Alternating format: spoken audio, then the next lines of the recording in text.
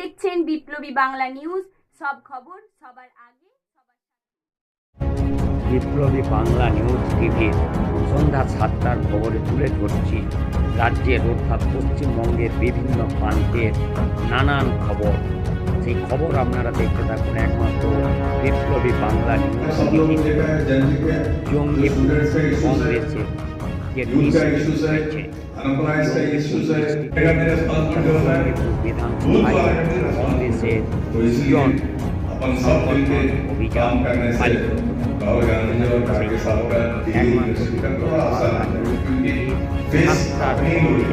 राज्य आपका अंचल में हमारा अंचल अध्यक्ष कितने लोग हैं यहाँ पर, इसको डीसीस मिलेगा, डीसीस में भी बीसीस मिलेगा, ये तो स्टैग्नेशन नहीं रहे सगन। तो इसलिए आप सभी लोग अपन कांग्रेस देने के लिए कोशिश करें। तो नया डीसीस मिशन का रिगरस रहने বিপ্লবী বাংলা নিউজ টিভির 7টার পরবর্তী খবরে আসছে শিলিগুড়ি পৌর নিগমে পান্থনিবাস বা শালা যে রেস্টুরেন্টের রান্নাঘর, সেই রান্নাঘরে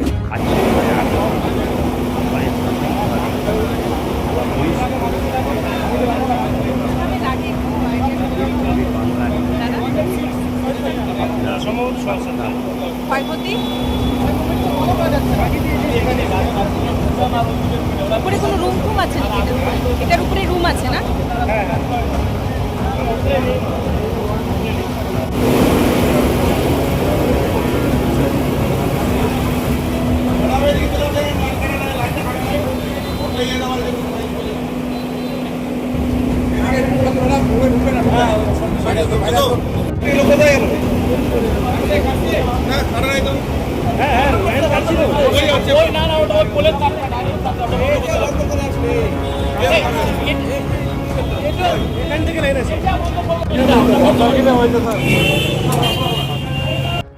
বিপ্লবী বাংলা নিউজ টিভির 7টার পরবর্তী খবরে আসছে গোবরডাঙ্গাতে আপনার টাকা না পাওয়ায় গোবরডাঙ্গা পৌরসভায় অন্নপূর্ণা ভাণ্ডারে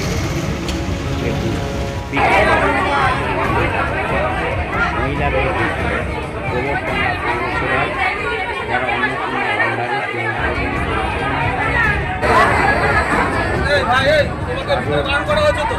বললাম যখন নিচে যাবে তখন করবে ভিডিও, কোনো সময়ের মধ্যে কোনো খবর করবে না।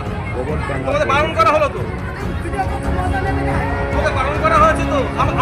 বিপ্লবী বাংলা নিউজ টিভির পরবর্তী খবরে আসছে বিপ্লবী বাংলা নিউজ টিভির 7টার খবরে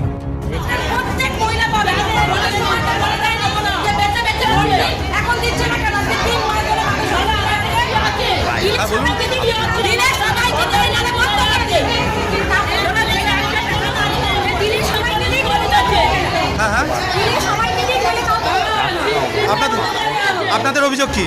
আমাদের অভিযোগ আমরা 3 মাস ধরে কোনো টাকা পয়সা পাচ্ছি না। যতই ভালো লাগতেছে আন্ডার পাসে আন্ডার মেলা করে ভেরিফিকেশন হয়েছে বাড়িতে গিয়ে ফোন করে ভেরিফিকেশন হয়েছে আন্ডার পাসে কেন হলো আন্ডার পাসে?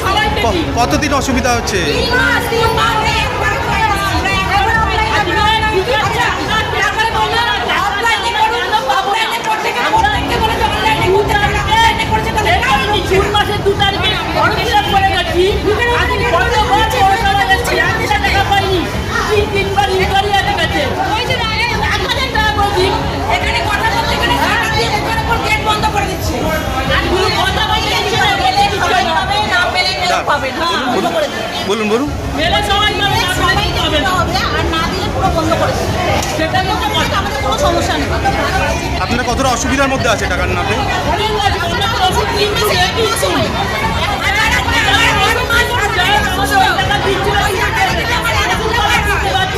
খুব অসুবিধায় আছি। সরকারি টাকা পাইতে চাকরি করে তাদের বাইরে পাচ্ছে বাচ্চা নিয়ে ওই বাচ্চাটা 3000 টাকা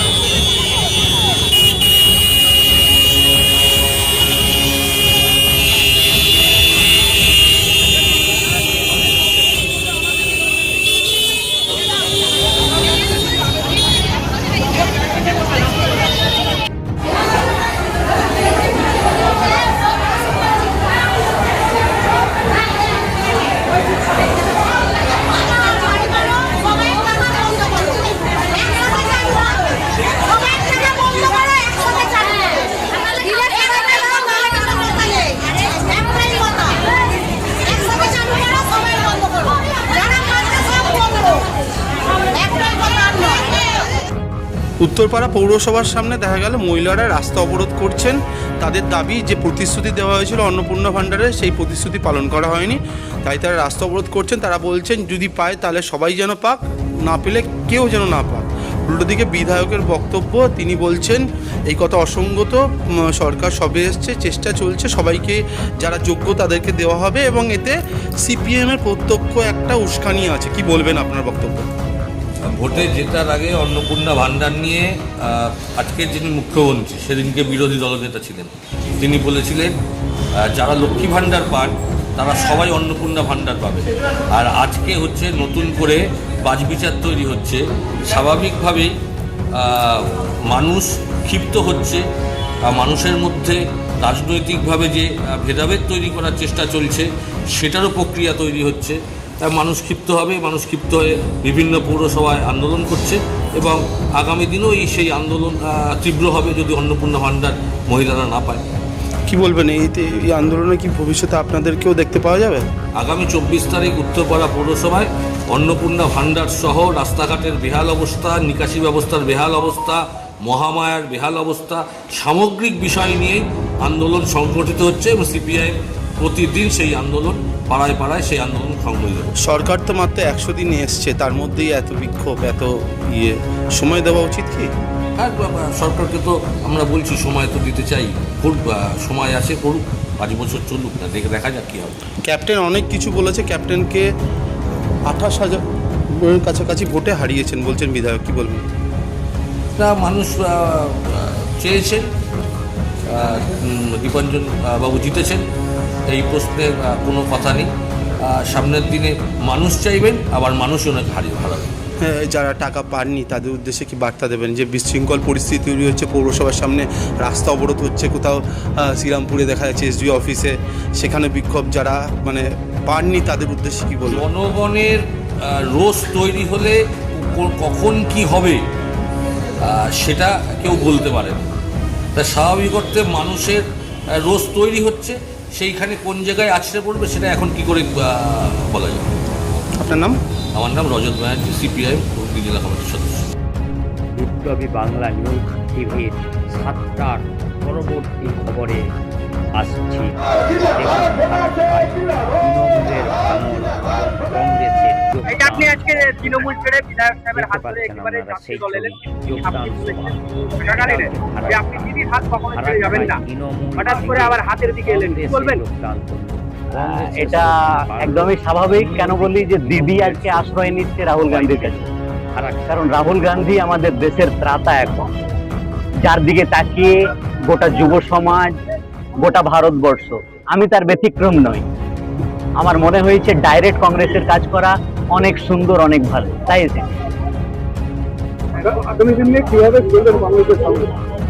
আগামী দিন কংগ্রেসকে ফারাক্কাতে শক্তিশালী করা শুধু নয়, গোটা মুর্শিদাবাদ জেলার মধ্যে ফারাক্কাকে সবচেয়ে শক্তিশালী করাই হবে আমাদের সবচেয়ে বড় চ্যালেঞ্জ।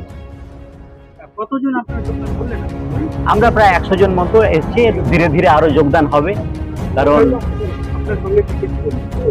আমার সঙ্গে আমার গার্জিয়ান বলা যেতে পারে, আমাদের বিশিষ্ট সমাজসেবী শিল্পপতি বলদেব সিং মহাশয় আমার বন্ধু, উনি ডিস্ট্রিক্ট জেনারেল সেক্রেটারি, কলেজের শিক্ষক টিপু সুলতান মহাশয়, সেই সঙ্গে আমার বেশ কিছু যারা আমরা যুব করতাম তাদের অঞ্চল সভাপতি, এবং সেই সঙ্গে রুটের ছাড়া অনেকেই যোগদান করেছে। আসিফ মেম্বার, তুমি কংগ্রেস থেকে কিন্তু পঞ্চায়েতে জিতেছিলে, তারপরে তৃণমূলে চলে গেছিলে, তারপরে আবার বিধায়কের হাত ধরে তুমি কংগ্রেসে ফিরে এলে, কি বলবেন?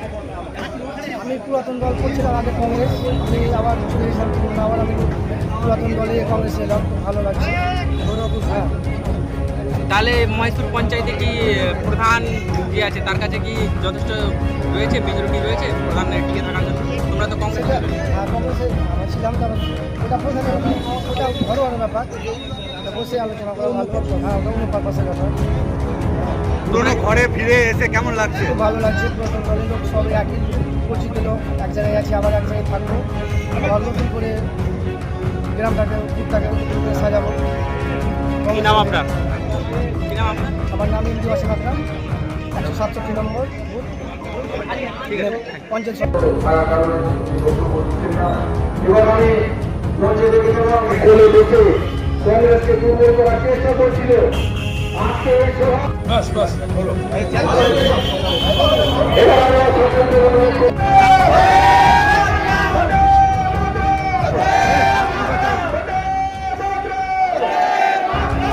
এই যে বিধায়ক সাহেব একেবারে দেখলাম যে তৃণমূলের যে খুবুর হেভিওয়েট নেতা যারা ছিল তাদের কাছ থেকে তো ভেঙে নিজের দিকে নিয়েছে জাতীয় কংগ্রেসে তারা যোগদান করেছে।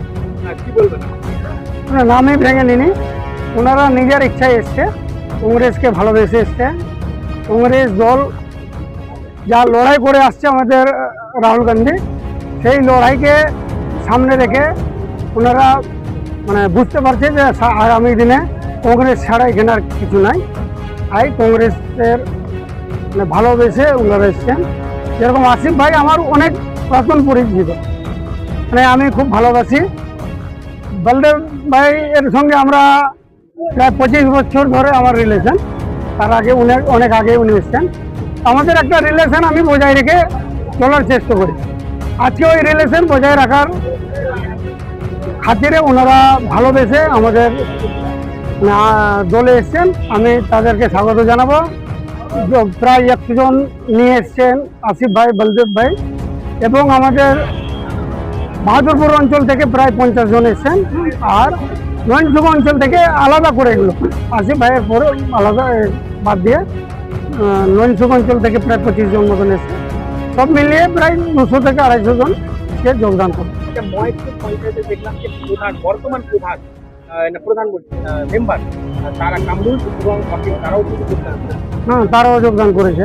তারা তো তৃণমূলে ছিলেন, তারা কি ভালোবেসে ভালোবেসে এসছে।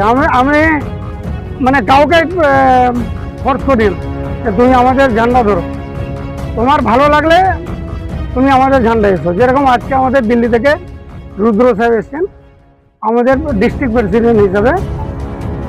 আমার মনে হয় যদি 150 জন আমাদের লোক এসছে তো সবাই প্রস্তাব করেছে, আমি কিন্তু কাউকে বলতে বলি। ঠিক আছে, থ্যাংক ইউ। বিপ্লবী বাংলা নিউজে 7টার শেষ খবরে আসছে। দেখুন, অন্নপূর্ণা ভান্ডারের টাকা না পাওয়ার জন্য বিষ্ণুপুরে কত ছবি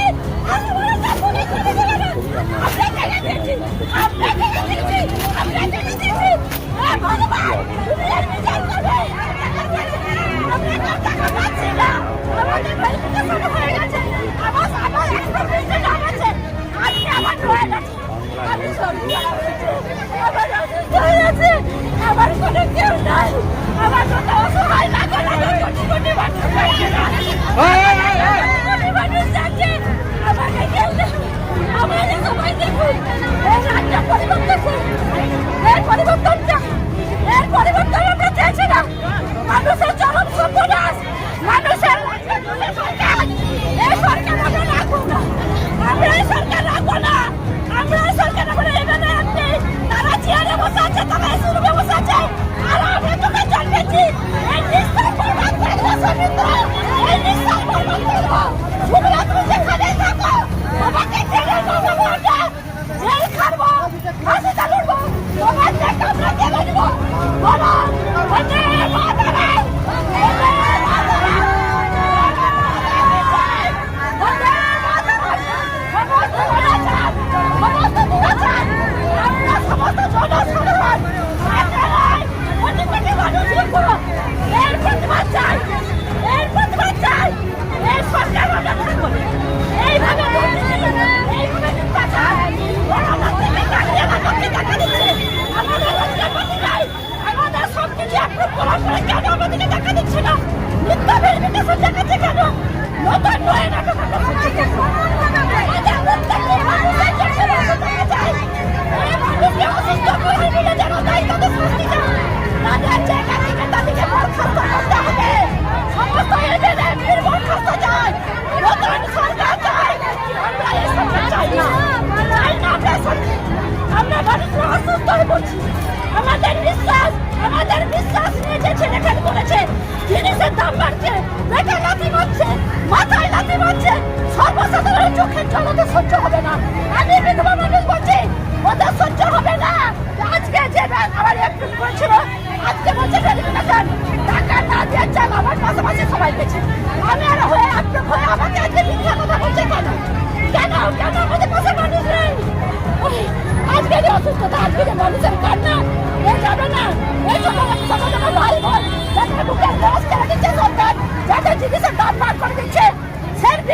করবে। ভোট তোমরা করো, তোমরা সবাই এর প্রতিবাদ করো।